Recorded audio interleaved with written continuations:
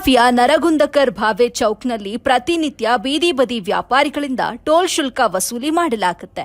ಆದರೆ ಇಲ್ಲಿರುವಂತಹ ವ್ಯಕ್ತಿಯೊಬ್ಬ ಬೈಕ್ ಮಾಲೀಕರಿಂದ ಅನುಮತಿಗಿಂತ ಹೆಚ್ಚು ಶುಲ್ಕ ವಸೂಲಿ ಮಾಡಿರುವಂತಹ ಘಟನೆ ಪ್ರತಿನಿತ್ಯವೂ ನಡೀತಾ ಇದೆ. ಸಾಮಾಜಿಕ ಕಾರ್ಯಕರ್ತ ನೀಲೇಶ್ ಅವರನ್ನ ಅವರ ಹಕ್ಕುಗಳ ಬಗ್ಗೆ ಕೇಳಿದಾಗ ಬಂಧಿತ ಯುವಕರು ತುಂಬಾ ದುರಹಂಕಾರದಿಂದ ಪ್ರತಿಕ್ರಿಯಿಸಿದ್ರು.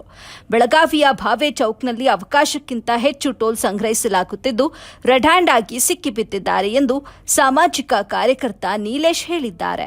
ಟೋಲ್ ವಸೂಲಿ ಮಾಡುವ ಯುವಕ ರಸ್ತೆ ಬದಿ ವ್ಯಾಪಾರಿಗಳಿಂದ ಅನುಮತಿಗಿಂತ ಹೆಚ್ಚು ಅಂದರೆ 10 ರಿಂದ 50 ರೂಪಾಯಿವರೆಗೆ ಹೆಚ್ಚಾಗಿ ವಸೂಲಿ ಮಾಡುತ್ತಿದ್ದು ಈ ಅನ್ಯಾಯ ಸರಿಪಡಿಸುವಂತೆ ಜಿಲ್ಲಾಧಿಕಾರಿಗೆ ದೂರು ನೀಡಲಾಗುವುದು ಅಂತ ತಿಳಿಸಿದ್ರು. ವರದಿ ರಂಜಾನ್ ಮುಜಾವರ್, ಎಬಿ ನ್ಯೂಸ್ ಸಂಸ್ಥಾಪಕರು.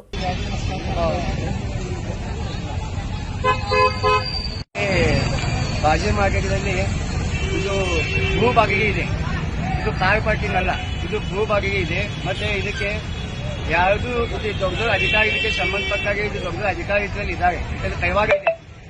ಇದು ನಾನು ಏನ್ ಹೇಳ್ತಾ ಇದ್ದೀನಿ ಅಂದ್ರೆ, ಇದು ಭೂಭಾಗಿಗೆ ಮಾತ್ರ. ಭೂಭಾಗಿಗೆ ಅಂದ್ರೆ ಕಾಯಿಪಲ್ಲೆ ಹಾಗೂ ವಸ್ತು ಮಾರೋದು ಮಾತ್ರ 10 ರೂಪಾಯಿ ತಗೋತಾ ಇದ್ದಾರೆ, 50 ರೂಪಾಯಿ ತಗೋತಾ ಇದ್ದಾರೆ, 80 ರೂಪಾಯಿ ತಗೋತಾ ಇದ್ದಾರೆ.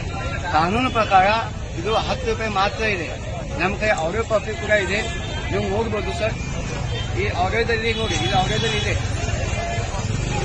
ಹೀಗೆ 30 ರೂಪಾಯಿ ಇದೆ, ಇವು 50 ರೂಪಾಯಿ ತಗೋತಾ ಇದ್ದಾರೆ. ಅದೇ ತರ ನಾನು ಇಲ್ಲಿ